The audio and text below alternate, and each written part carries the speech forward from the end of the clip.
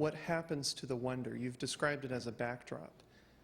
Is there any sense in which the heartbreak is a deconstruction, at least in a temporal or finite sense, of that wonder? And I guess, obviously, you'll conclude this tonight with the talk on hope and redemption and probably tie it together. Is there any little response you can give us now as far as a little bit more of the relationship between those first two stages? Well, I can take a shot at it. I think this is perhaps the biggest problem that we're facing, that Christian scholars and perhaps pastors face in our moment.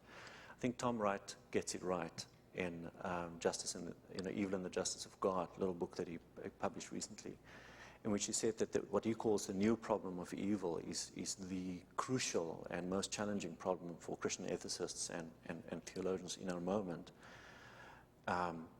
We have to find a way of locating evil. And I think Tom Wright would agree with me that we cannot make sense of it. We don't know why there's evil. We cannot give a final account for evil. But we can locate it within the context of the Magnalia Dei, the great acts of God. And that gives us bearings in the midst of our encounter with evil. I don't think it helps us to cope with evil. I don't think it helps us to resolve evil. I don't think it gives us an answer to why there's evil. I don't think it gives us a way of dealing with evil now, sort of fixing it. Because I think that the fixing of evil is eschatological and messianic. It's not something we do. It gets done for us. And then we follow the trail of the Spirit, if you will.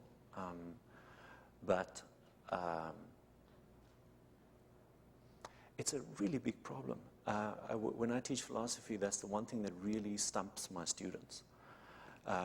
First-year students at college, and they first encounter philosophical work on evil. And really, the big, powerful works that deal with evil end up hopeless, especially, sort of post-Holocaust.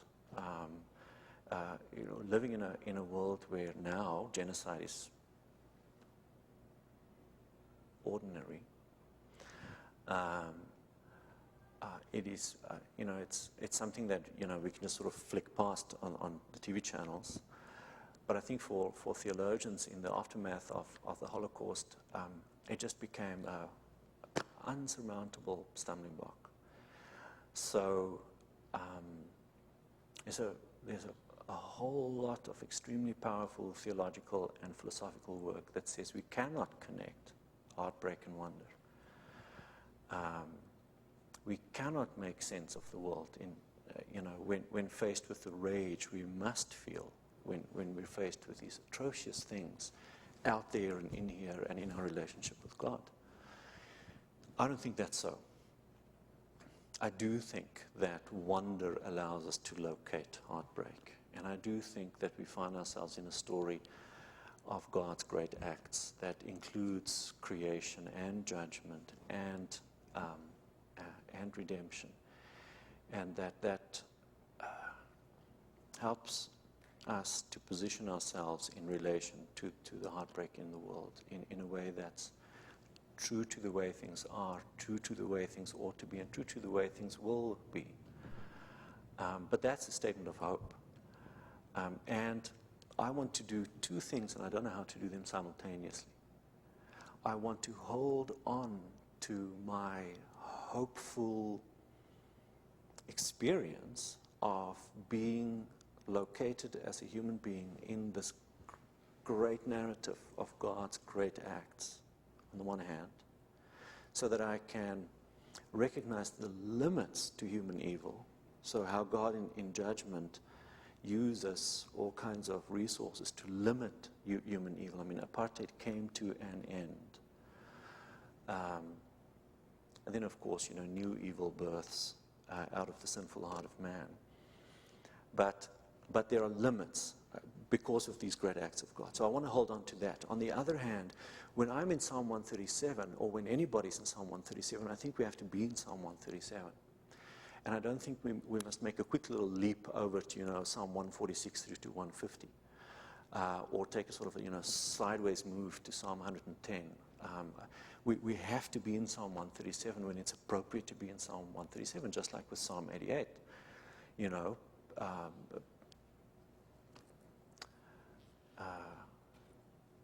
prayerfully hoping that for most of us, Psalm 88 is not more than 150th of our lives, but recognizing that my experience of Psalm 137 was secondhand.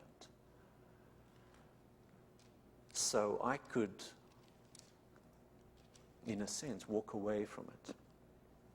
Not so the people whose words I spoke, neither the victims nor the perpetrators. For them, Psalm 137 is longer than 2 years. And I think that Christians, if anybody, should recognize that and allow for it. But I don't quite know how to make the connections between those two things.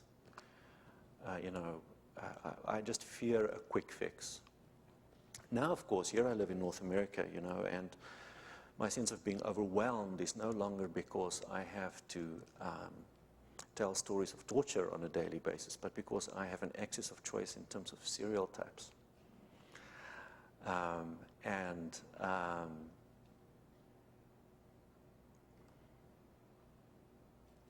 Because of that, because of my own personal experience, I'm a bad teacher. And I'm a bad teacher because I underestimate the pain in the room when I'm in North America. Because, heck, I'm standing in front of a bunch of undergraduates at a Christian liberal arts college in southern Ontario. There's 30 kids in front of me. What do they know from pain? I ask myself, when were they in the custody of the security police? When were they waterboarded or connected to an electrical device?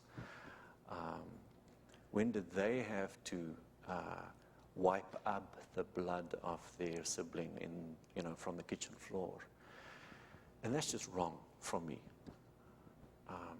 because there's plenty of pain, and some of that pain goes really, really deep.